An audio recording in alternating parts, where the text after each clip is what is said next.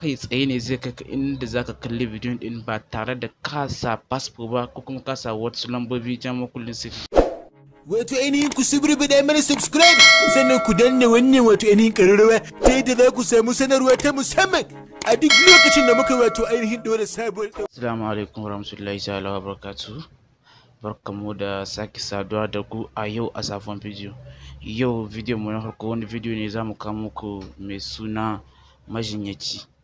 Wannan bidiyo mai suna majinyaci film ne mai matuƙar shawa wanda Sultan ne suka fassara shi, kuma mu shi na muka ga wannan film ya kamata mu kawo muku shi cikin wannan channel domin kuma ku kalle shi. To da farko kafin mu je ta yadda zaka kalli wannan film, da farko idan kana so ka kalli wannan film ba tare da kasa fasfo ba ko kuma kasa wani makullin sirri, to zaka kalle shi a cikin sauki a cikin wannan channel tamu ba tare da kasa fasfo ba ko kuma kasa wani makullin sirri.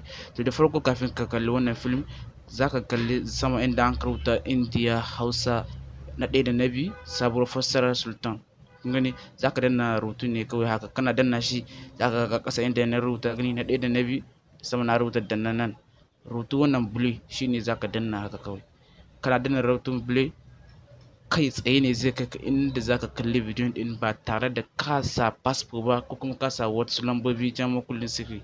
Zaka kalle cikin sauki ba tare da ka wahalar da kanka ba.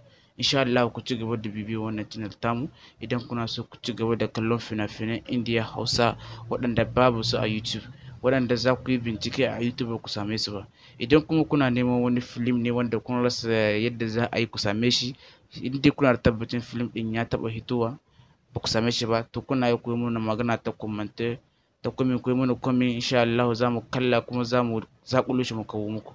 Kun gani idan kana so ka kalli film ɗin kai tsaye zaka iya kalla ko kuma ka sauke shi a wayarka. Idan ba kalla nan ba kana iya ka danna na inda ka ga abin gana na sauke, kawai zai kai ka cikin email ɗinka ne, email ɗin da ke so ka kalla da shi. Ka gani bisa wannan email ne nake son kalla da zan iya danna ta yadda gobe ko ka tashi kallon shi ba sai ka shiga ma YouTube ba, za ka iya ganin shi can cikin Google Drive ɗinka can ne yake zama. Wala kaga kana yi haka kai tsaye ne zai kai ka kalli bidiyon ɗin ba tare da ka sa fasfo ba ko kuma ka sa wani makullin sirri. Hankali kwance.